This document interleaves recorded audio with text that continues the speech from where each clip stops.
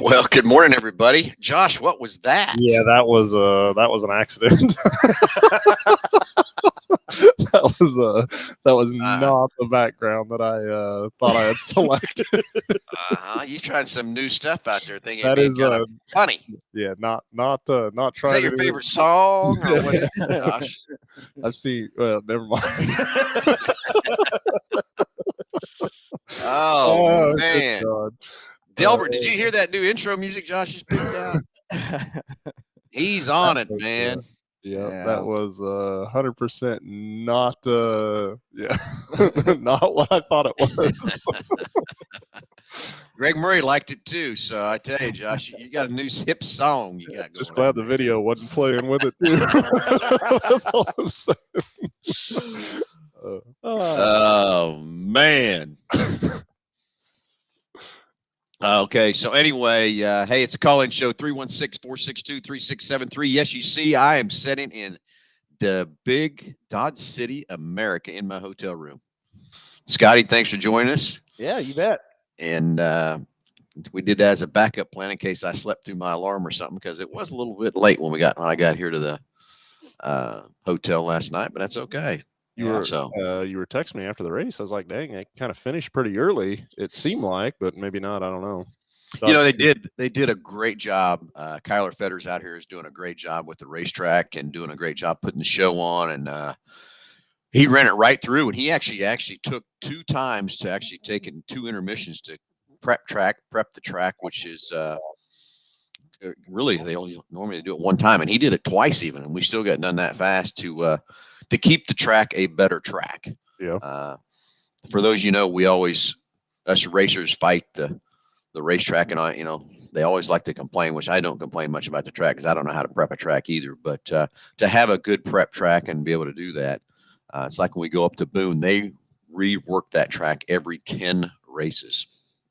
And so it was kind of nice. We went out on a pretty good track, and then the sprint cars went right before us and stuff too. So those big wide tires kind of smoothed her out pretty good. We had a pretty good racetrack. So it's we'll see what happens tonight from that part. Got some exciting stuff coming up tonight. Very good. And how's the car count out there? It's a little soft, and I think the reason it's a little soft is it's awful hot out here. I mean, it is hot. Yeah. Of course, we know it's hot everywhere, but it's I think we'll see some more cars. Sunny and 70. Yeah, it's sunny and 70. All right, it's just sunny and 70 times 2 plus the humidity. Carry the decimal. The AC on top of the trailer just kept a constant stream of water pouring off of it. It was crazy how much water coming off that trailer from that part. Delbert Alt thinks there's not hotels in Dodge City. I think there's brothels out there. Well, there might be, but I haven't found one. Let's put it that way. I haven't had time for that stuff. Delbert. Out there slinging guns. Yeah. I was gonna say, How is Boot Hill out there? I haven't been to Boot Hill in years. Well, I'm gonna tell you, I've not even been in that casino. Stinky. I bet Phil belongs down there. I'm sure he can just get on some chaps. And Anyway, this is a different hotel we've stayed in before and everything else too. But I mean, they do have some pretty good hotels over here in Dodge and stuff, and easy to get to and everything else too. But you're all right, depending on the type of which way the wind's blowing stuff. What you're going to smell out here in Dodge City? They said they smell money. I don't know. I I can't smell much anyway. But boy, how this get that wind in the right direction. It's really ripe out here, especially in this heat. Yeah. Oh, yeah. But makes it for sure worse. But if they were all yours, you wouldn't care one bit about that smell. I guess if I knew how much money they were making, that might be a different ballgame. Right? That's got to be pretty good money. I'm from out in that direction. Are you real? I didn't know that. I'm from Garden City. I'm from Garden City. I'm 45 minutes to the west. Ah, I did not know that. That explains a lot, doesn't it? Oh, yeah. Now I know all about you. Got you all dialed in. Hey, anyway, everybody, it's a call-in show, 316-462-3673. We want to hear from you. Anything ailing your car, tires, brakes, batteries, anything in the automobile world, new products, anything you just don't understand or have questions, comments, or you just want to talk about anything, let's get the phones ringing. 316-462-3673. Get a great price package, about over $130 for each and every caller. And as always, Josh, what's in that package?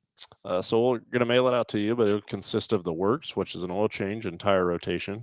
We use Motorcraft oil and filter products here while we're doing that. We'll also complete a multi-point inspection on your vehicle, checking over the brakes, tires, steering, suspension, all the safety-related stuff on the vehicle while it's here for service. You'll get $10 to Mel's Diner, so you can get yourself something to eat and drink while you're here with us at the Big Corner. Complete nitrogen for your tires, so you get all the great benefits that nitrogen has to offer. And then a BG products package, which consists of a can of MOA or motor oil additive for your engine oil, and then CF5 for your fuel system. Again, just getting that vehicle geared up and ready to go for that next 5,000 miles of driving. So very cool. All right, let's get the phones ringing. 316-462-3673, and that comes right to the front desk. Tell the gals you want to get punched into the show, and we'll get you online. So anyway, I want to call you a backup plan. We did that in case I had slept through my alarm, or I'd be thrashing on a race car for some crazy reason or whatever. Yeah. So You never know what the end of the night's going to look like when you go out to a racetrack, I don't guess. And that's always, you always got to plan for or hope for the best, plan for the worst, Right, I guess is what they say on that side of it. Something like that. So anyway, gentlemen, so I know the shop is just crazy behind and crazy booked up and things like that, but anything exciting happened this week, Scotty, with everything? Yeah, I actually asked Josh, talked to him a little bit about it yesterday, but now we have, and I don't know if you guys have talked about it at all, but we now have a mobile unit for mobile, a technician that actually comes to a vehicle, and we're mainly using it for recalls and part installations and stuff like that. It is not for oil changes. I can't stress that enough.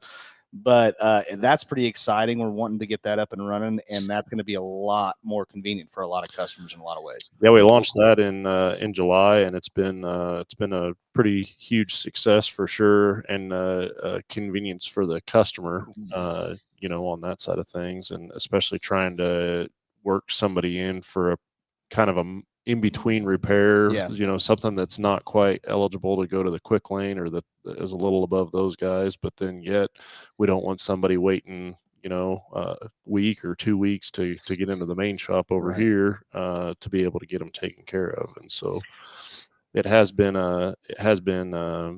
like I said, we launched that in July, and he's every day he's been on the road going. Oh yeah, he's going. So yeah, we had a show a while back. I was going to echo now all of a sudden. Are you? We had the listeners and watchers debate on whether they'd like to have pickup and delivery or mobile service or whatever. And I'm a big fan of let's go pick it up and let's get it in our shop. But I get it, our shop's very busy and stuff like that. And we more or less got this mobile service. We had to do it to comply with all the other rules and laws that Ford is putting down to us. And I think it's turned out to be a little better than I thought it would be. I think there's some consumers that do appreciate the service and stuff too, but I still would love to have those cars in our shop to be able to be ready, available for every part we might need from that part, and be able to get a car up on a lift is so much better than working on the ground and that sort of thing. But I think we're trying to pick repairs that we can do very easy in the field from that part. So I guess let's take some comments again. How many of you'd like to have your car picked up and delivered, or would you rather have it have us come to your place of business, or come to your office, or come to your home, or whatever? I'd love to hear from you. Just get the phones ringing and get some comments going.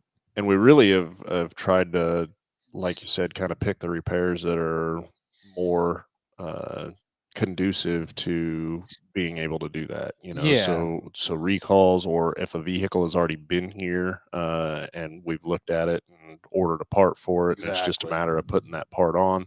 I like it in that situation or environment the best, because it has been in the shop. It's had the multi-point inspection. We've looked everything over, and then we've even saved the customer the journey back to the dealership to where it's more convenient for them to get it installed. Not only that, it helps our special order part shelves on inventory, and gets the customer taken care of quicker with less involvement from them. Okay, sure. I think we got a trick question coming up here. Okay, Delbert, he wants to know what's the range for mobile service. Delbert, we're not coming to Oklahoma City. What I've instructed the guys at this point, and just because obviously the logistics of trying to get everything taken care of in a day, and trying to cut down on the windshield time at this point, it's a Wichita address. So it needs to be in Wichita. Now, obviously, we've given, because you can have a Wichita address and be on the east side of town, and Goddard be closer. So obviously, Goddard, Mays, stuff like that is in the loop. But so far, we've really just been working that P&A area, or our zones just kind of closest to the dealership out from that side so far. But yes, Oklahoma City, not quite there yet. Not quite. No. It's been really helpful. It's been really helpful for me and a lot of my customers, just because, we'll have a customer come in, we'll do a lot of work, but then there's that one part, that one really non-important part, like a trim piece or something like that, that takes 20 minutes, 30 minutes to put on. And that customer's from clear on the east side of town. It's really nice to be able to go, hey, instead of you driving, go to work. Instead of coming to the dealership, I'll send my mobile unit out and we'll have that installed while you're at work, and you don't have to make that visit back. It's a really convenient thing for that, and that's what it's made for. So, yeah, Jeff Daniel wants to know if we're going to come to Arkansas and get his expedition. Don't think so.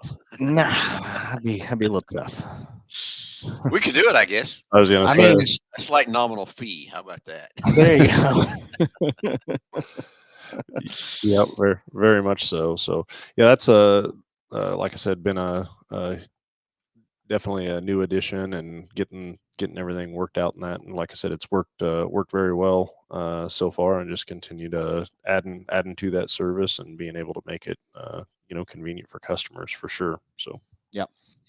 Well, and so as he's out running the van and stuff, what's kind of the normal thing that he's kind of doing, kind of let the listeners know what we are doing out there? I think it's a lot of recalls, correct? For the most part is recalls, and we've talked about it. They have different equipped vans, and we chose not to get the van that was equipped for oil changes. The van that we have can do oil changes, but it's not its primary. They have vans that that's the primary function of the van. But also, in my opinion, that's not a at home or at somebody's house service. Right. I mean, you think of, I just, first of all, it just terrifies me, technician under a vehicle on jack stands by themselves out in the field. You have all the elements that are associated with that, crawling under the vehicle, rain, ice, snow, sleet, stuff like that.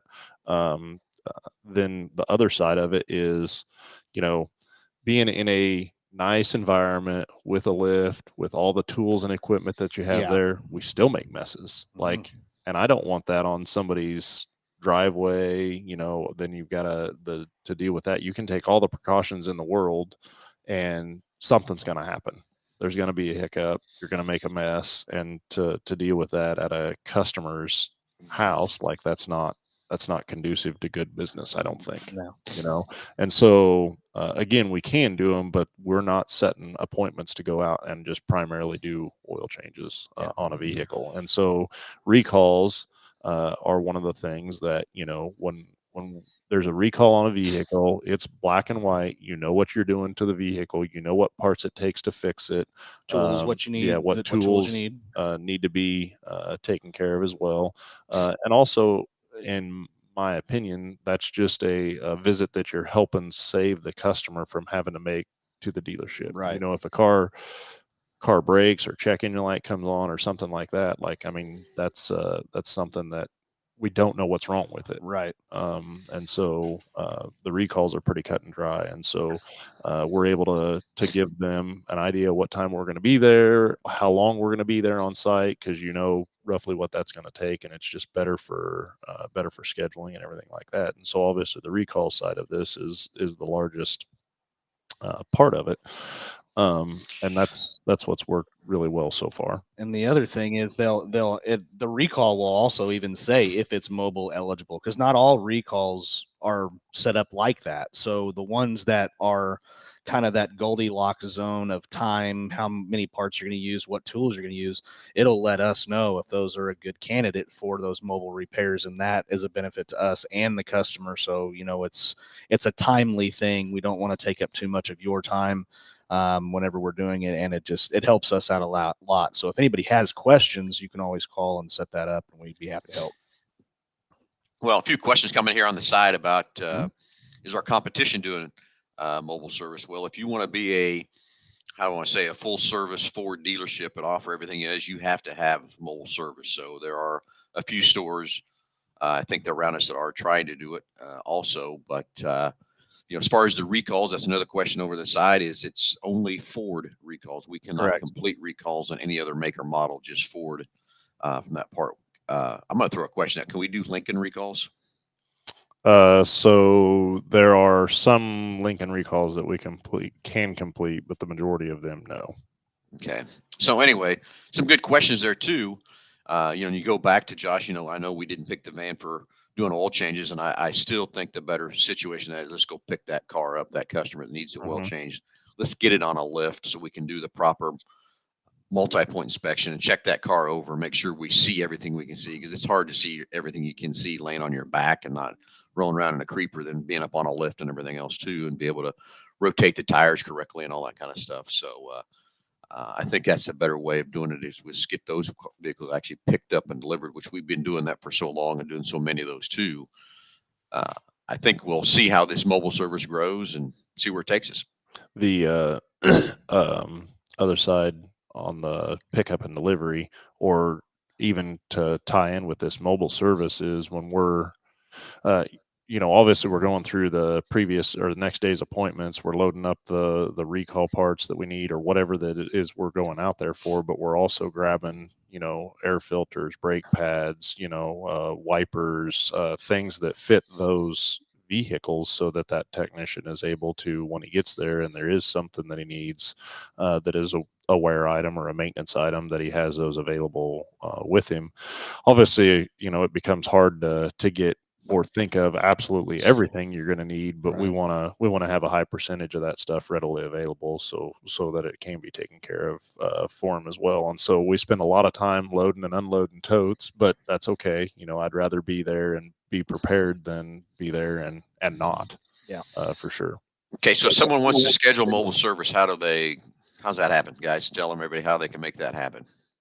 That is the same way as scheduling just a regular appointment. You can call into the main store here, and any one of the advisors, the BDC, they're all available to do that. And then a lot of times too, I mean, they're going to give you the option, if whatever it is you're calling in for is mobile service, available, or something that can be handled mobile service, we're going to offer that. But then we'll also offer the pickup and delivery on it as well. And so it's just a matter of exactly what type of service that you're after, and certain qualifications of it, basically. Okay, so I'm going to throw another question out there. How far out are we booking so far? I know we're well Yeah. into So August already in the main shop, getting yeah. things scheduled. So how far out are we on mobile service? So on mobile service, I was looking next week on the calendar for it, and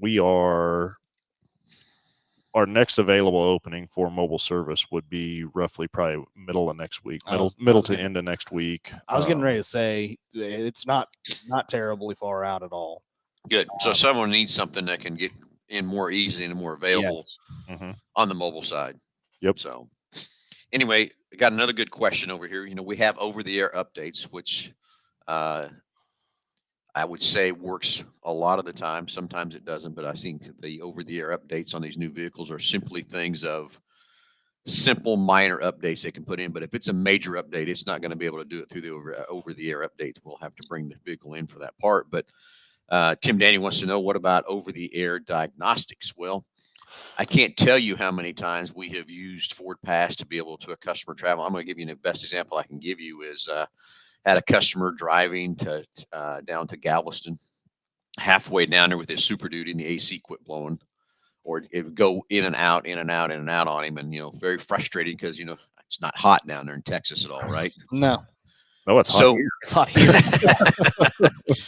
So we got on Ford Pass. We saw the code. I got back there with David on the deal, and we diagnosed a connector that we figured out was probably the problem. David had just fixed one just like it here, like a week before that, and we actually got that customer into a Ford store down there. And guess what? They didn't have the connector, but they made the connector work. And guess what? Got the guy back here. So I think we're going to see a lot more of that. Yeah. Of us being able to see the codes and being able to go back to a technician and get the flow chart out, not guessing with that, because that's what some parts houses are doing, and Yeah. be able to fix these cars. And it was great for that guy. I mean, we got Well, him back, and he was ecstatic.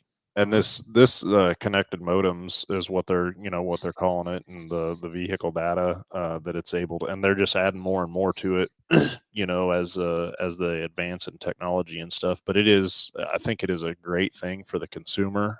You do have people every once in a while that think, oh, Big Brother, and don't want them watching and stuff like that. But just in your example there of being able to take care of a customer, or your check-in light comes on and you're out of town, is it, well, what do I do? Is it okay? Can I drive it? Should I have it looked at? Stuff like that. And we're able to help somebody with that much more. But then also in intermittent issues. That's what I was going to say. I was waiting for you to stop talking. That's been a huge advantage for our technicians and stuff, is that you have happens all the time. Yeah. Customer says, hey, it did this, it hicked up, and it does it intermittently, and then it's like going to the doctor. You feel fine once you get there. You set the appointment, you feel like crap. Yeah. You wait your time, and then you get there, and well, now it's not so bad. And so we're able to go back and look at that historical data, and for all intents and purposes, make a much better educated guess on what's going on with that vehicle, for sure. Yeah, it's pretty impressive. It really is. It's pretty nice, especially when you get the symptom from a customer like myself. So I'll get a phone call and of something of exactly what happened.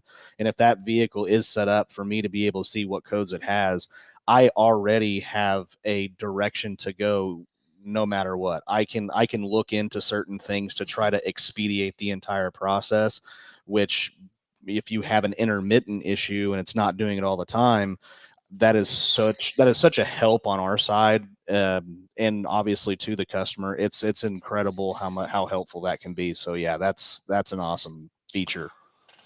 And then in addition with that, on the connected modems, Ford has taken that kind of one step further, and they're so let's say they're actually scanning through our appointments and looking for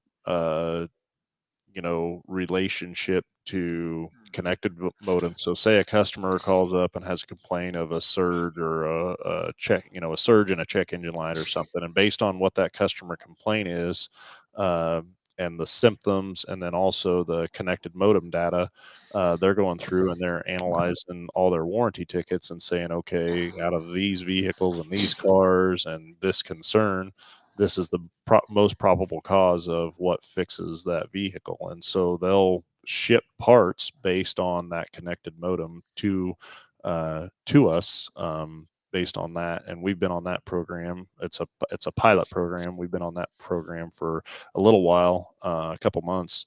For our store specifically, it's not as beneficial just because of our parts inventory and where we sit on parts inventory, and the odds of us having that part already are really good. But you think about that in a rural town somewhere, in that's a small town or something like that, that could be huge as far as days down and getting your vehicle back to you. Yeah. Anyway, I got to throw out a question just threw over here on the side. Mr. Lance, can't wait for dealerships to go away. Killer dealer markups. Lance, you kind of started a fire with me, buddy. I want you to understand something, Lance. There's a call to market demand and what people will pay and what people won't pay. We've not marked anything up over MSRP on our vehicles and everything else too, Lance. But what I want to ask you, Lance, when that car breaks that you just bought, where are you going to get it fixed? Who's going to take care of you after the sale? And if you ask those Tesla owners out there right now, and it's a known fact that 78% of those customers hate the after experience after they purchase a Tesla because they can't get taken care of. They got to be towed all over the place and everything else like that too. So Lance, just ask yourself that, buddy. Where are you going to get your car taken care of? Where are you going to get the parts? Where are you going to get the customer service that you need to take care of your situation? I understand there's dealerships out there that are charging stupid money and overpricing everything too. But don't let the 2% kill you. Take care. Let the other 98% of the dealerships out there that are taking care of customers, doing the right thing, and pricing cars accordingly to the market and what the market will do and everything else from that part. And you want to talk about dealerships marking it up. Why don't you talk about how many price increases these manufacturers have made on these vehicles in the last 2 years. So, Lance, answer those questions. Love to hear from you. Love to debate it with you and everything else from that part too. So, yeah, the I think just the Maverick itself, the markup on that from the from the manufacturer's side and just the availability of the vehicle and stuff like that. It's a struggle out here for a dealership, that's for sure. let's talk about the Maverick for just a minute. I mean, that's a demand vehicle. Everything I got coming is ordered in. And just for an example, we had Joe, one of our technicians, get involved in a wreck that owns a Maverick, and his Maverick used with, I think it's got 6,000 miles on it, is worth more right now, according to JD Power, than it was new. So, Yeah. Lance, that's called market demand. People will pay more because there's a demand for the vehicle. The manufacturer can't produce more, and it makes it worth more money. Mhm. Blows me away too. Would I pay over sticker for a used car? Absolutely not. But the demand is out there for people needing vehicles and needing what there is. But the biggest thing is, Lance, where are you going to get taken care of after the sale? And that's You what know, we pride ourselves here at Mel Hambelton Ford, is trying to take care of that customer after the sale and making sure you're taken care of, because you're going to need help. Because I promise you, whatever vehicle you buy, whether it's 100% electric or whatever, it's going to break at some point in time. And Yeah. where are you going to get it fixed? Yeah. Yeah, would agree with that too. And then the other side that I would comment on too, and I watch this show all the time. I'm a huge fan of it, but Shark Tank. I know, Phil, you and Yeah. I have talked Oh, about yeah. this, from time to time, and just hearing like the markup or the margins that a lot of just consumer products, little things Yeah. that there are. Man, if you had those in the automotive industry, like I know that show pisses me off too. You see, I'm selling it. It cost me $1.98, and I'm selling it for $29.95. Okay, Lance, how about those huge markups? It's Just, okay for everybody else to do it, but not the automobile world. yeah, Drives me crazy. if that was a thing in the automotive world, like I don't know, it blows me away on that side of it. So Yeah, exactly. So anyway, 316-462-3673. Hey, if you want to comment, call in, call anything about this, love to hear from you. I'd love to put on a debate on this situation, this comment. Bring it on. I've been in this business way too long and everything else like that. And I've been through the ups and downs. I've been through everything there is about imaginable in the 40 years of my in this business. And I promise you, dealerships are not going away, Lance. Good luck is all I'm going to tell you. Good luck.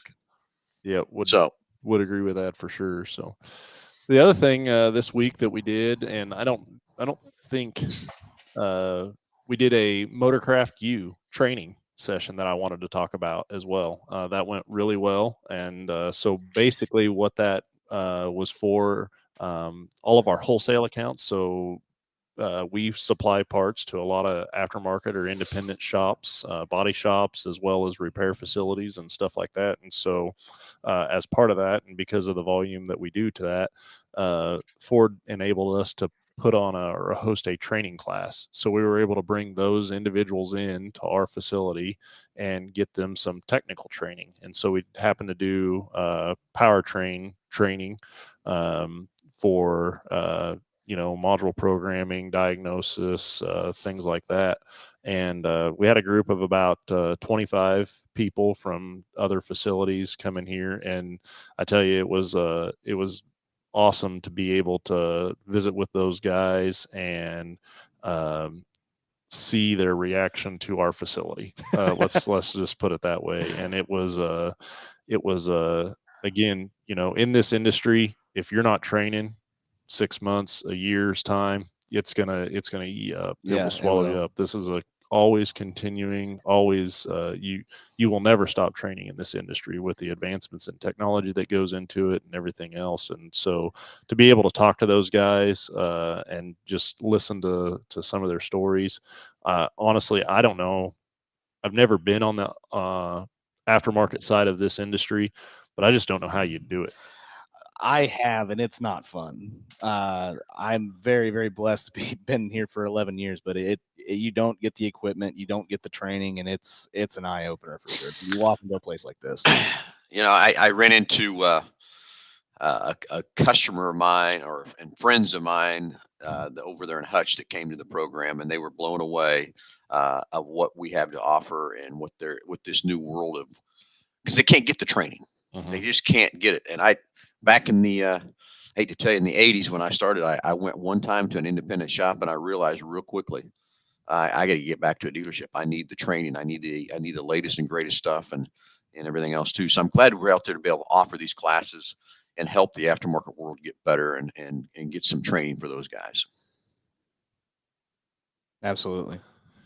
And again, just for them to be able to come into this facility and kind of walk around and see what's going on and stuff like that. I mean, I think just in the day to day, we get kind of, I guess, callous to it. Yeah, you just get used to it and think that it's just the norm, and it is not. It is not at all, for sure. So, hey, real quick, Dan Wicks, is there a recall on emergency brake on an F-150? I saw that. And then Mike replied to him here that there is no recall on that on the F-150s for the parking brakes. Yeah. Well, what we need to do? Yeah, I don't know what he's got going on. I'll give him a call after the show. Call Dan and get his. We got his VIN number, of course. We can run the Oasis on it and see if there's a recall on his truck. Maybe it's another recall or something else on that side too. So sure. We'll have to look there for sure. So anyway, so those guys came in. Josh, I wish I could have had some time to spend in that class with our wholesale accounts coming in and stuff. Did you get the chance to spend some time in the class? Yeah, I did. Yeah, spent a little time over there with them in regards to the class, and it was the training class. So I was talking with the instructor, and it's about a 3 hour. It was about a 3 hour deal. Could have been a 6 hour deal, just like every one of them. But also on the training side of things, man, just after a while, you just start losing people. I mean, you could have really good information, but to be that intense for that long, it just, you just get kind of phase out, so to speak. But everybody was very involved. It was a lot of useful information. There was a lot of information in regards to, diagnosing like misfires and things like that. And so it was it's hard to get a group of from several different places together just because you have different levels of knowledge in there. And so you got to have information that pertains to everybody, that's not over people's head, but yet not something that they've known for years either, because otherwise you'll lose them that way too. But I think the instructor did a phenomenal job, and like I said, everything went really well, and can't wait to host another one for those guys. And then we were talking about what's the next thing, and just like I always talk about or say is electrical. Man, these guys are craving for any type of electrical training, and it's in everything. I mean, you take Dan's question on the parking brake system. We've got electrical on base brakes now, and so there's not a system in a vehicle anymore that doesn't involve some sort of electrical circuitry or components and things like that. And it's just going to get more and more intense for sure, as these vehicles advance. And so electrical is something that people just crave the knowledge. And see, then here, Jeff Daniel sends me the deal where who put that out there? But it's talking about 870,000 F-150 trucks with parking brake issues, and USA Today put it out. And so I guess we'll have to figure 21 to 23. I just love the fact how the media gets a hold of this stuff for us dealerships. We know anything about it. Isn't it nice?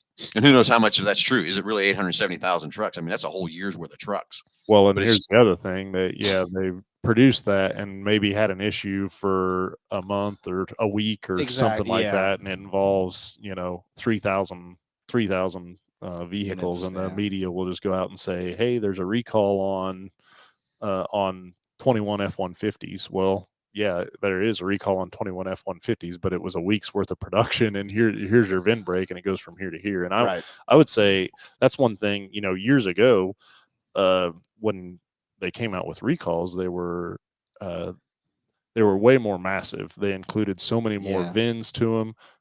Now, there may have been fewer recalls, but they were way more involved as far as units included into it.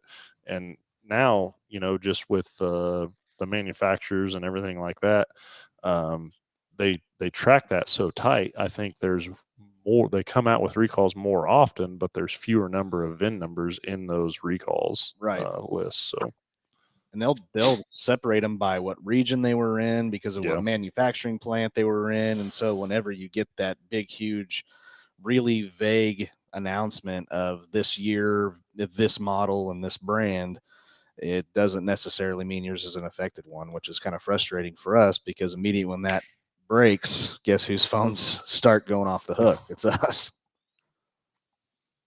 But okay, sorry, I asked you a bunch of texts and stuff too. So oh, you're fine. We've got a caller on the line, so we're going to go to the phones. Let's talk to Doug. Doug, you're on live with Under the Hood. Hey, good morning, guys. Good morning. Appreciate your show.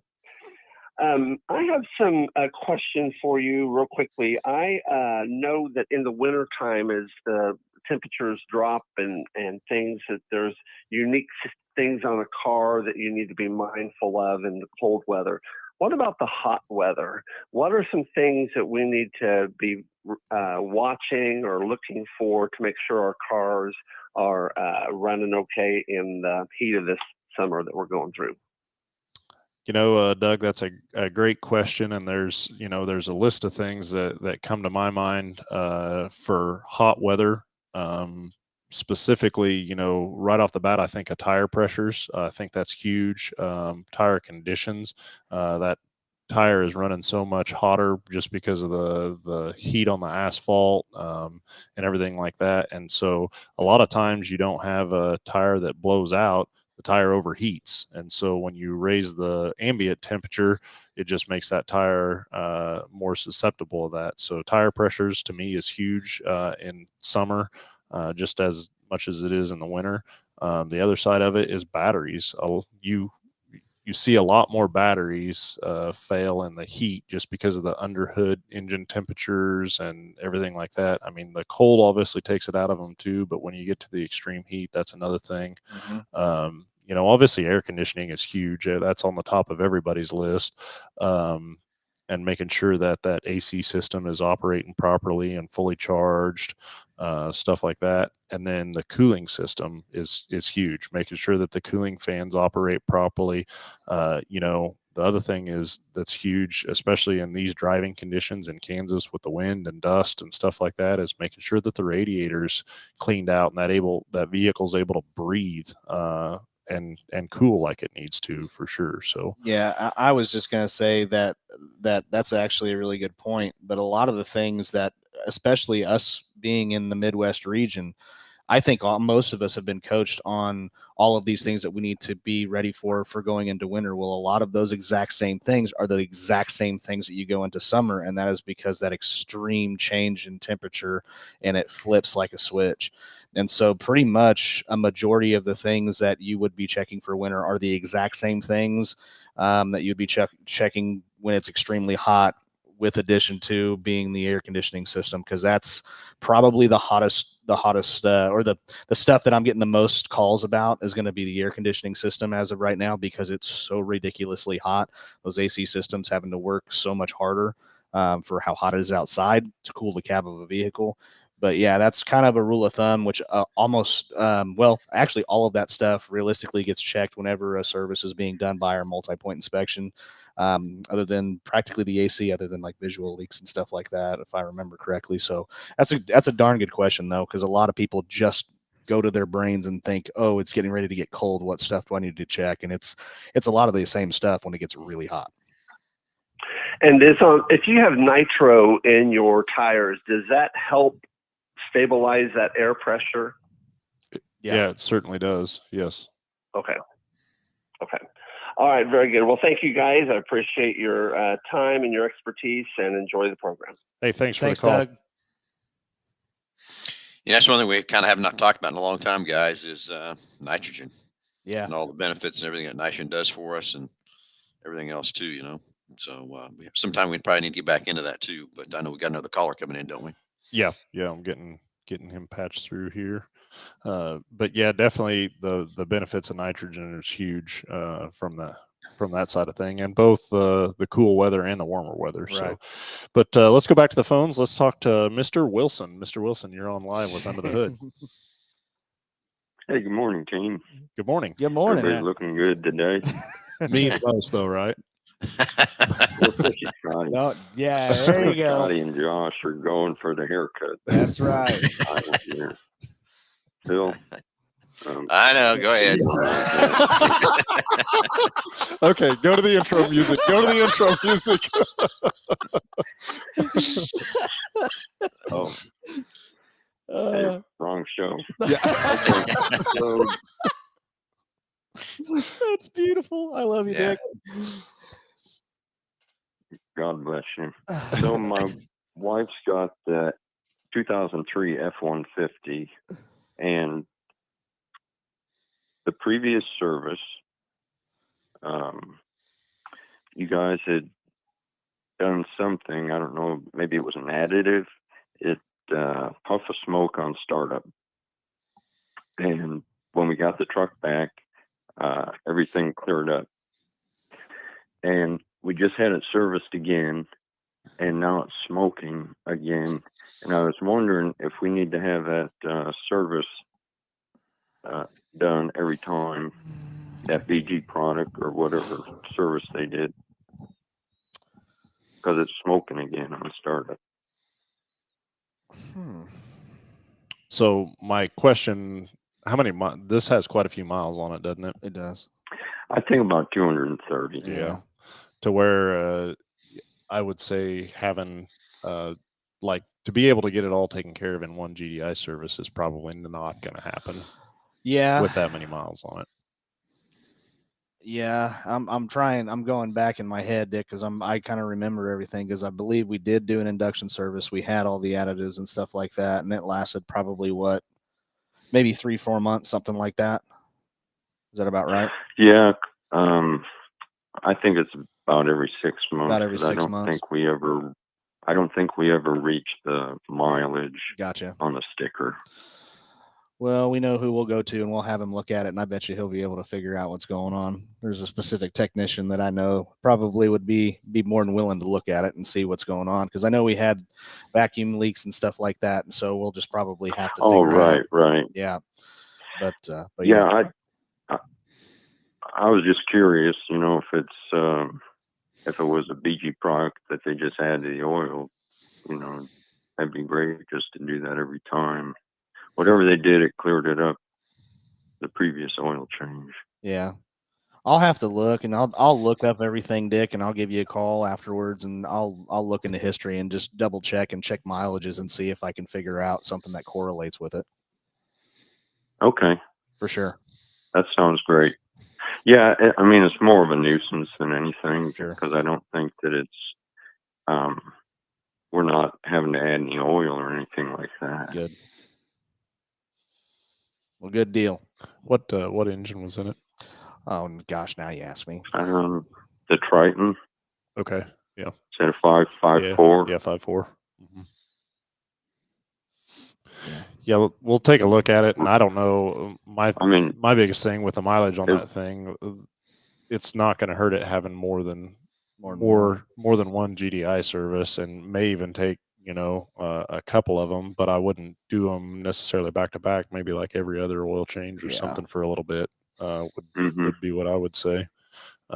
Just with the number of mileage that's on it and everything like that, like you're trying to correct a lot of soot and carbon and things like that over the years that's built up in that thing. So I'm trying to chime in here just a little bit after, because I've been answering texts and everything else over here coming through too. But the question is, how often should he do a GDI? Correct.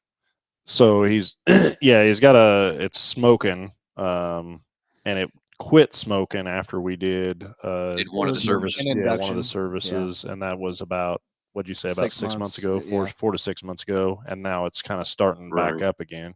But also the vehicle has about 230 I'm sorry, what'd you say, 230,000 miles roughly? Right. Yeah. And we just had it just came back from service now, and we had the oil changed. Yeah. I mean, it's running great. It's running like better than. And you're noticing the smoke. Of course, we had a vacuum leak on it. Previously, and even with that vacuum leak, I mean, it's running lean at that point, and so you're not getting the ideal fuel burn when you're when you're running rich or lean or whatever it might be. So I don't know how long we had the vacuum leak for or anything like that, but that I don't think it's going to hurt to do a GDI service on that truck. Every other oil change for a little while for sure. Clean all that out. Okay. That sounds good. Yeah. All right. Okay. Well, it looks like I need to go get a haircut. I'll just wait to hear from you. Yeah. I don't know what else to say except thank you. You stumped him. Thanks for taking my call. You bet. I'll give you a thanks call for the later. call, buddy. I'll give you a call later, Dick. Bye. You just can't see my hair is so white. Well, is that what it is? It's not the light, it's the backlighting. It's the studio that you're in. That's what's mercy on the top of your head. I wish we had that. I don't even know. It's I don't know. Well, you can get the apps where you can like add hair the and filters and stuff. Yeah, had a filter. I put a wig on your that or something. That would be hilarious. It would be, but we don't have it. So man. Anyways, yeah. Anyway, gentlemen, what else? We kind of got here towards the end of the show. Anything else happened in the service department? We can cover with everybody, help everybody understand their cars better, learn more, anything at all before we. I like the question that the gentleman brought up about the heat. And what to kind of look for on these vehicles. Obviously, temperature is huge. Just operating temperature and anything that can help that car breathe better. Whether it's an air filter or, like I said, checking the condition of the radiator. That's something that I don't think that we get into near as much as we used to. I mean, I know when I was working on cars, way back when and on the farm and stuff like that. And Phil, I'm sure you did it too, but man, checking radiators and blowing out radiators and cleaning radiators is something you just did all the time. Now these vehicles have interactive grille shutters, and which for I guess those of you that are just listening to the show, they have literally fins or I would say blades in the front of the vehicle that actually control airflow through the vehicle. And so it's an electric motor that basically diverts the air one way or the other. If the vehicle needs to be warmed up, it's going to be shut off so no air goes through the radiator. And then if it's going to be hot, it'll open obviously fully up and divert that airflow through the radiator.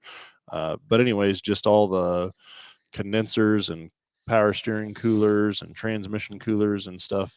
You get a diesel truck, and by the time you go through all the preliminary radiators, secondary radiators, turbo coolers, like all that, you get in an accident in one of those things and you're $10,000 in just stuff in the front of the truck before you ever even get to the cooling fans. Right. It's crazy the amount of stuff they have up there. And so just making sure that all that stuff is free and clean of debris is huge. Yeah. Well, it's great.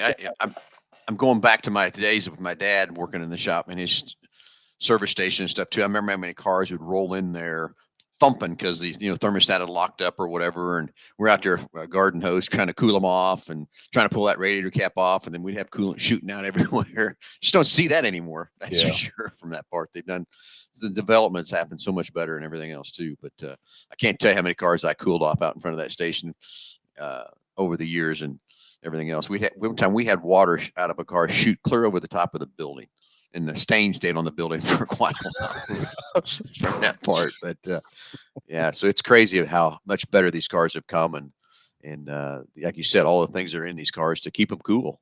I don't know if you remember that. Just mine went straight back, and this has nothing to do with anything we're talking about other than fluid still dripping from the roof. But anyways, I don't know if you remember. I did a transmission service on a vehicle up in Hutch, and Jared reminded me of this, I don't know, about a month or so ago, but I was emptying the transmission machine in one of those tanks back in the corner, and you'd come walking back there for something, and I had pulled that valve on the top of the machine, and there was still a little bit of residual fluid in it, but it was hooked with shop air, and it blew transmission fluid everywhere. It was all over me. It was all down the wall, up the ceiling. There is probably fluid still dripping off the roof of that shop. If I had to guess. That shit was everywhere, and I just remember you dying laughing. And I probably don't even remember it, but I do. Hey, now, let's go back to those days too, Josh. And I had, I don't know if you were there yet or not, but there was that storage, 2-bay storage deal just full of junk, and I cleaned it out to get more bays and everything else. And we had those storage tanks of oil. Mm-hmm. And Scotty, it was probably a 200-gallon tank that I put in there for oil.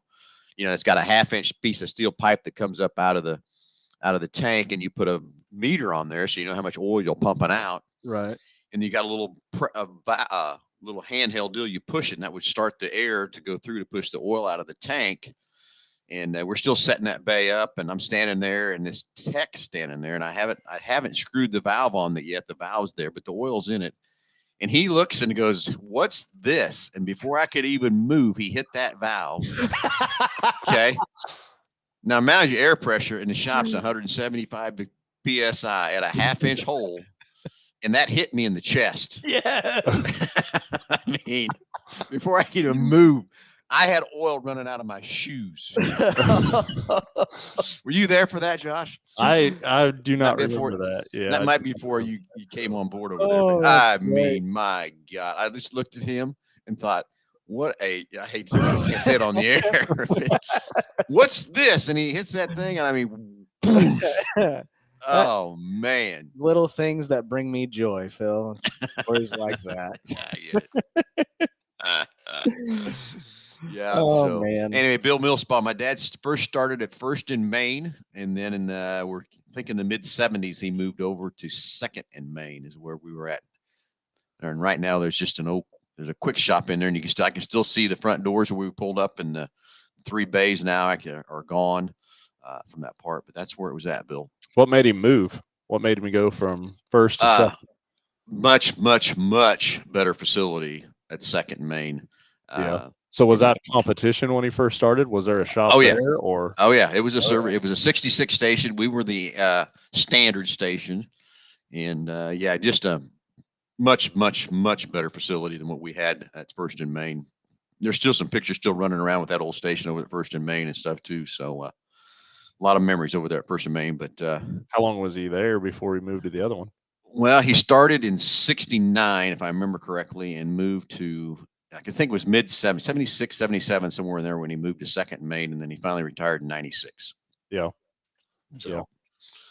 Well, very good. And I don't know, Halstead to have, as far as population and 2 repair shops, that's well, that's not it. There was 3 gas stations at one time. There was 1, 2, 3, 4 repair shops all together at one time. So really, for that town. I mean, at one time that town, we had the hospital going. The hospital was there, yeah. Yeah, you had Skyline going. You had Wimbro going. You had Pat Windows. There was a lot of industries that were rolling in that town.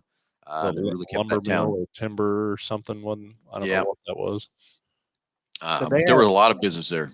Did they have electricity back then, Phil? Yes. I sure. Yes. Okay. Yes, sure did. You're funny. Funny, Scotty. That's what I'm here for. I get it. So, hey, anyway, guys, I think it's time we need to roll. Too. I need to go work on a race car. Okay. Very good. What I need to go do. I need to go get a race car going and everything else too, guys. So, hey, great show, Scotty. Thanks for hanging in case just by chance that I didn't make it, but I did make it from that part. I had fun.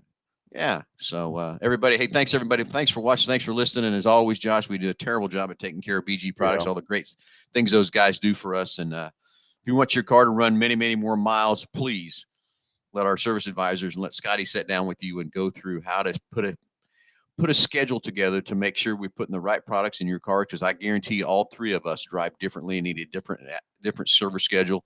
And remember, your maintenance schedule in your owner's manual is your minimum you need to do to your car. So make sure we're using the BG products to help take care of you there.